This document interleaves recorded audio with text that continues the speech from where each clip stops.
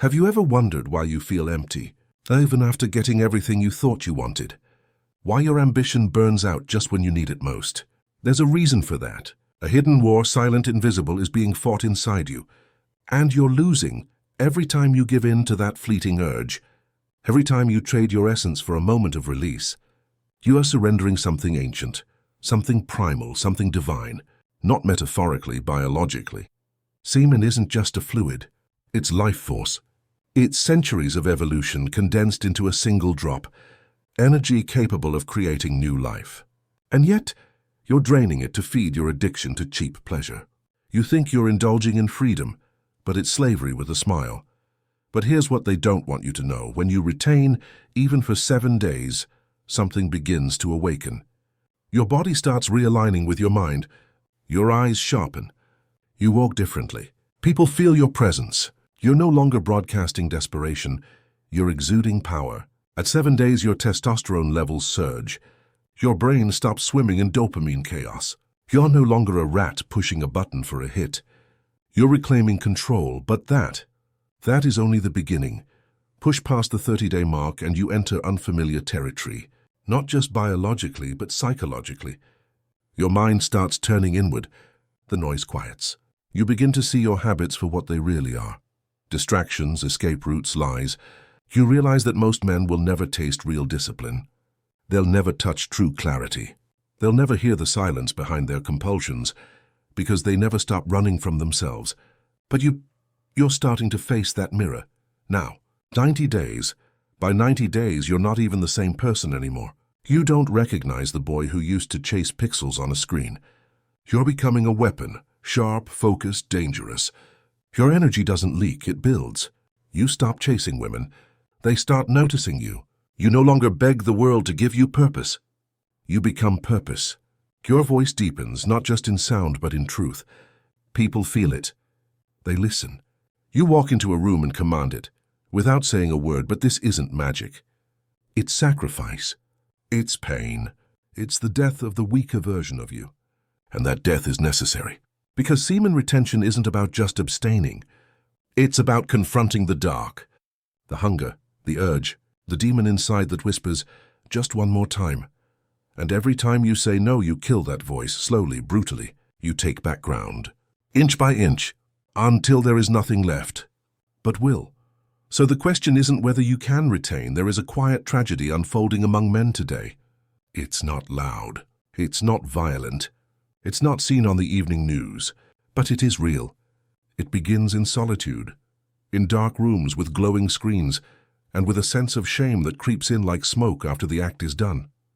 A man alone, hollowed out, not because he lacks something outside of himself, but because he has spent the last of his energy on nothing. He has fed his soul to an illusion, pixel by pixel, moment by moment. He doesn't know it yet, but what he's giving up isn't just energy, it's potential. Semen retention is not just about controlling lust. It's about weaponizing discipline. It is the art of alchemy, turning base instinct into divine fire. What most men see as an inconvenience, a silly internet trend, or an impossible feat is in reality the doorway to becoming something they never imagined, something ancient, something lethal.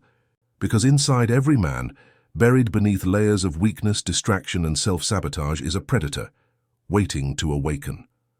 When you begin semen retention, even for just a few days, you feel the shift. It's subtle at first. Your thoughts clear. Your posture straightens. You start noticing the sun again. The silence. The tension in your body that's always been there, but you were too numb to feel. You begin to realize how many of your choices were not choices at all, but compulsions. You weren't free. You were a prisoner to dopamine. Every click, every tap, every release was a chain. And this is the dark truth. Modern pleasure has made men weak. You were told indulgence is liberation. That expression is freedom. That to deny yourself is to be unnatural. But here's what's really unnatural. Wasting your essence on nothing.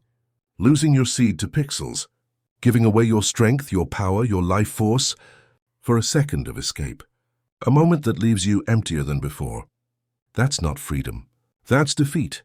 But when you begin to hold it in, when you resist that urge, something terrifying happens. You meet yourself. Not the version you present to the world. Not the version your friends see. The real you. The primitive, hungry, angry, unsatisfied animal that lives beneath your surface.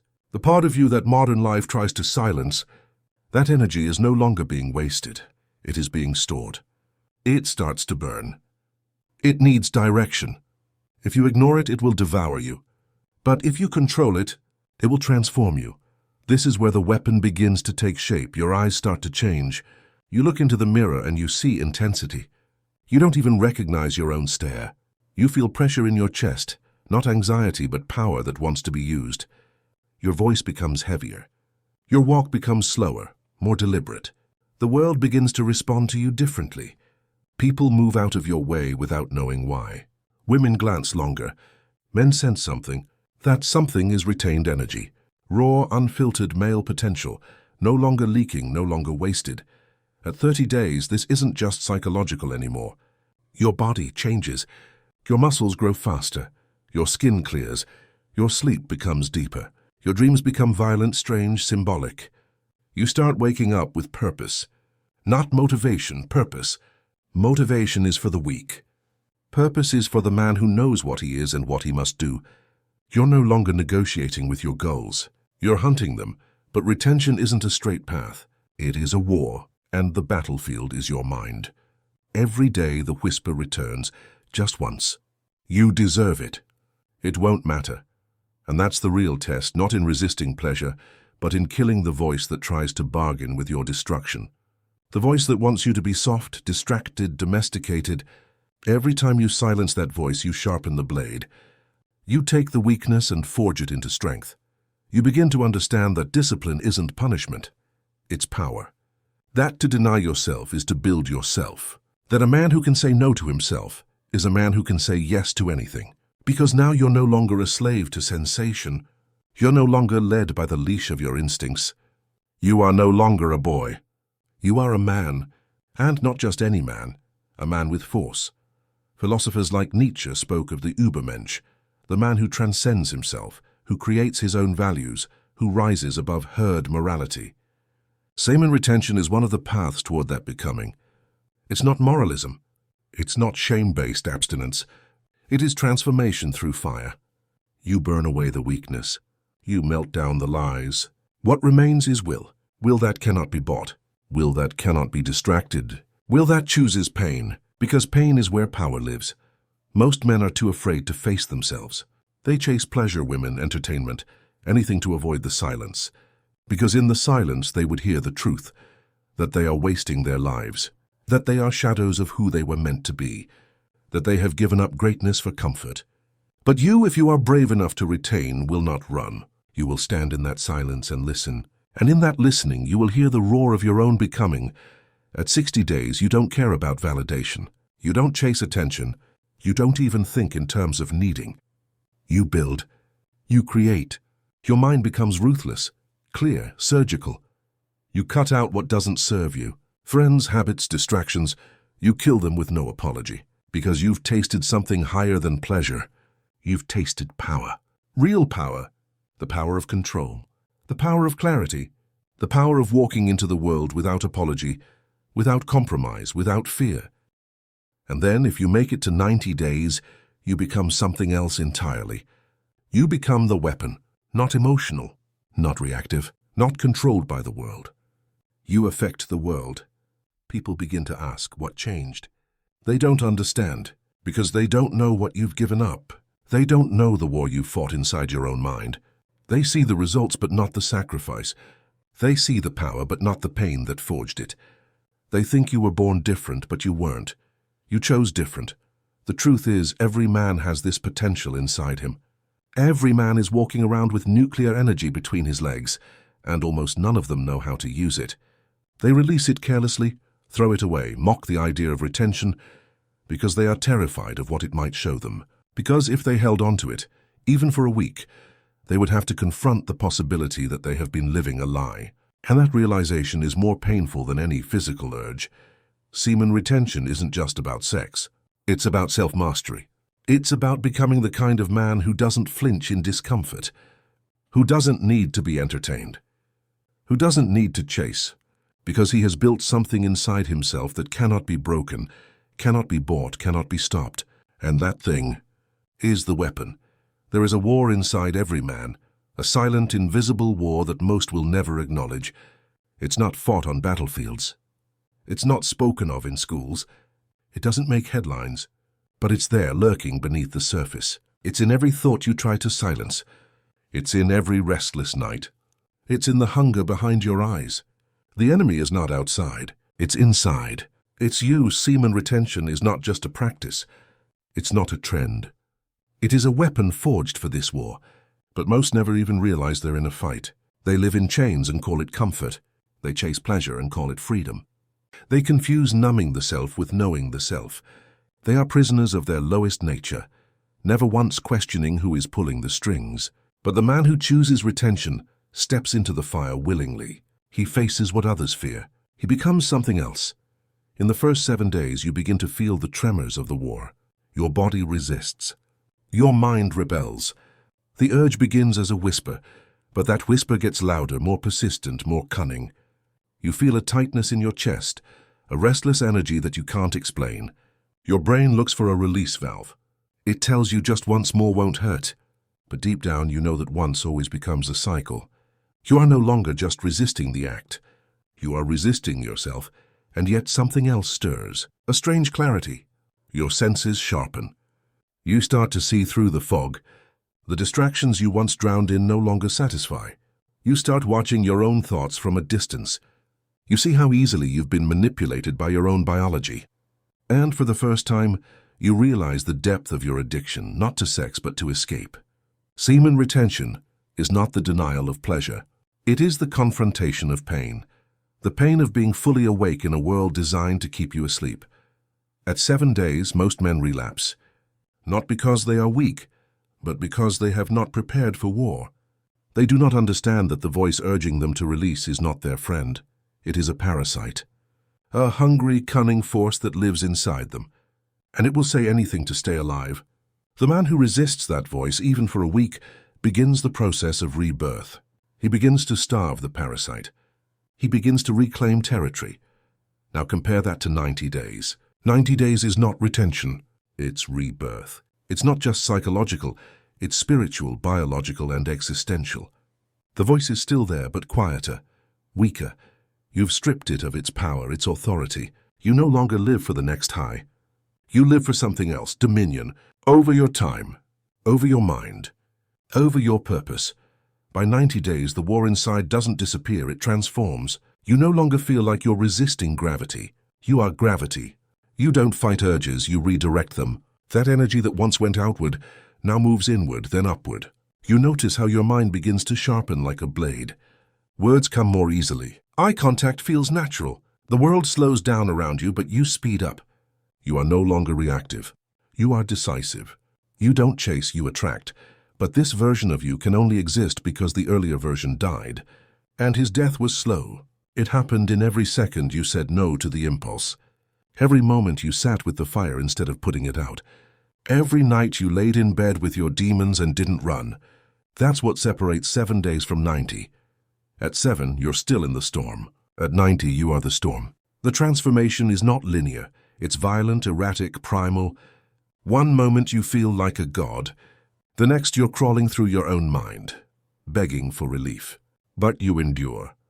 There comes a moment in every man's life, if he's truly paying attention, where he begins to see himself as he truly is. Not through filters, not through pride, not through projection, but through raw, brutal clarity. And what he sees isn't beautiful. It's weak. It's fractured. It's addicted, distracted, overfed, overstimulated, and underdeveloped. Semen retention doesn't just expose that self, it executes it. You can't truly be reborn unless something inside you dies. Not in theory, not metaphorically, actually dies. And the death is not gentle. It is psychological torture. It is spiritual excavation. The moment you commit to semen retention, truly commit, you declare war on the version of yourself that has kept you comfortable. Safe, lazy, and unfulfilled, that version of you doesn't go quietly. The first days feel like detox. Your body protests. Your mind screams. You're not just refraining from release, You're confronting everything you've been running from. Every urge, every thought, every dark desire that you've buried under distractions begins to crawl to the surface. You're not healing, you're unraveling, and this is where most turn back, because the old self wants to live. It wants to survive. It will do anything to convince you that there is no value in sacrifice. It whispers, you're fine the way you are. It lies. But if you endure, if you starve it long enough, if you sit in the flames instead of fleeing them, you begin to see what lies underneath the wreckage. Potential. Raw, untapped, violent in its hunger. But it's not yours yet. Not until you prove you can hold it. Semen retention is the test. Not to prove to the world who you are, but to prove to yourself that the boy who once ruled you is dead. The boy chased comfort. The man embraces war. At a certain point in the retention journey, something happens that no one talks about. You begin to grieve the old you, not because he was good, but because he was familiar. You remember how easy it was to numb yourself. You remember the false sense of satisfaction after releasing. You remember the illusion of control. Letting go of that part of you feels like stepping off a cliff with no ground beneath. But that's the paradox. Only by letting go of the old can you become someone capable of creating the new. Rebirth is a bloody process. You don't just wake up renewed, you kill daily. You kill habits, thoughts, compulsions, identities. Every time you feel the urge and resist it, you're tearing away another piece of the false self. Every time you choose focus over fantasy, you carve a new path in your mind. Every time you sit in discomfort and refuse to flinch, you step further away from the domesticated version of yourself and closer to the primal truth beneath it. What rises in the ashes of the old self is something different. Not just stronger, sharper. You begin to see the patterns that once controlled you. You watch other men walking blindly, enslaved by pleasure, and you recognize your past self in their eyes. But you don't feel superiority. You feel rage at the system, the culture, the lies you were sold. You begin to realize how deeply programmed you were to be weak, to be passive, to be silent, and now you're rewriting that code. Semen retention is not a surface-level shift. It's not about energy or testosterone spikes alone. It's a death ritual, a self-inflicted psychological purge. You are not becoming better. You are replacing yourself. The retention journey is a descent into yourself, a spiral downward, through layers of illusion into the very core of who you are when there is nothing left to distract you. It is there, in that void, where the new self begins to form, not with pleasure, not with affirmation, but with silence, pain, and absolute will. You don't rise until you burn. You don't create until you destroy. You don't evolve until you bury the man who was never meant to survive. There is a beast that lives inside every man, ancient, wild, untamed. You feel it in moments of rage, in hunger, in lust. It's not evil, but it's dangerous. Most men spend their lives trying to suppress it or deny it exists. Religion tried to shame it. Society tried to medicate it. Culture tried to distract it with comfort, porn, consumption, and routine. But the beast never goes away, it waits. And the longer it's ignored, the more twisted it becomes. Semen retention is not about caging the beast. It's about harnessing it, redirecting the raw, chaotic energy that lives inside the masculine spirit and forging it into focused power. This isn't some shallow practice of abstinence. It's a philosophy of inner dominance. The man who retains doesn't just hold back his seed. He holds back the flood of weakness that comes with uncontrolled indulgence. He learns to ride the storm instead of drowning in it. In ancient times, this was sacred knowledge. Warriors, monks, kings, they all understood. Your seed is more than biology.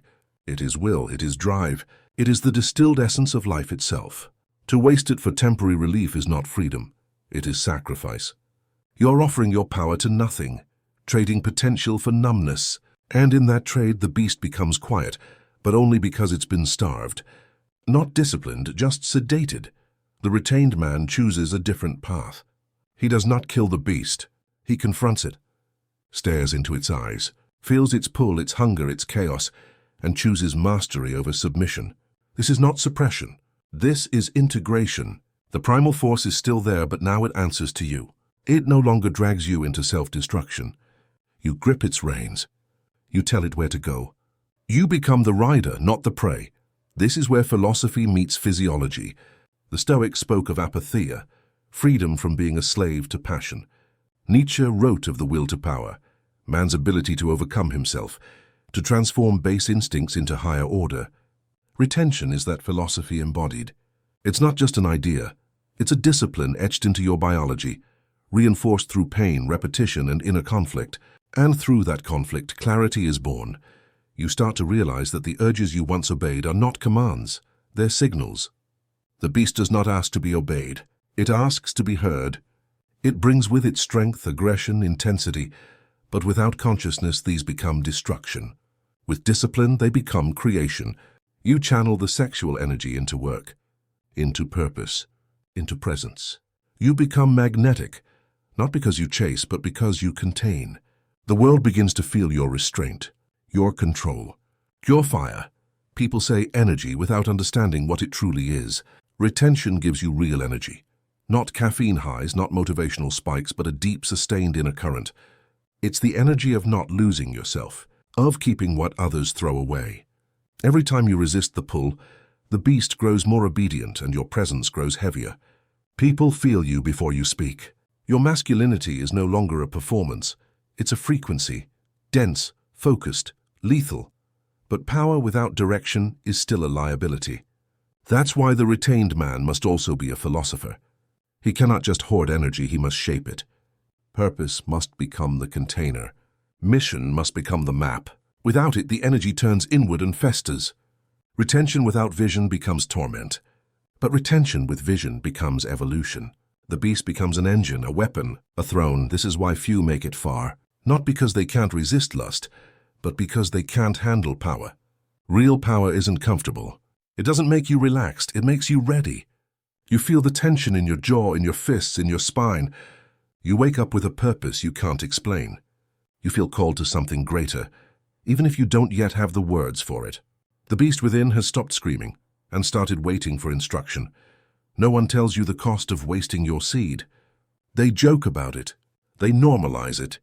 They turn it into culture, into memes, into addiction disguised as freedom.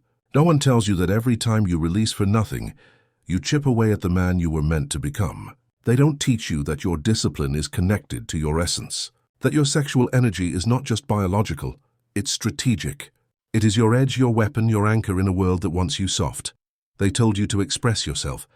They told you to let go. But they never told you that expression without control is collapse. That indulgence without awareness is enslavement. That lust, if not mastered, will slowly rot you from the inside. And by the time you feel it, it's already too late. You're already numb, your mind scattered, your body drained, your will compromised. You become passive, docile, easily entertained, easily manipulated. You smile, but you're hollow. What they never told you is that semen retention is dangerous, but not for the reasons they warned you about. It's dangerous because it strips away the illusions. The lies you told yourself to justify weakness begin to crumble. Retention puts a mirror in front of you and forces you to look at the man you've become and the man you're hiding from. That confrontation is brutal. That silence is deafening. That honesty is war. Discipline is the foundation of retention, but it's not the discipline of external rules or dogma. It's internal.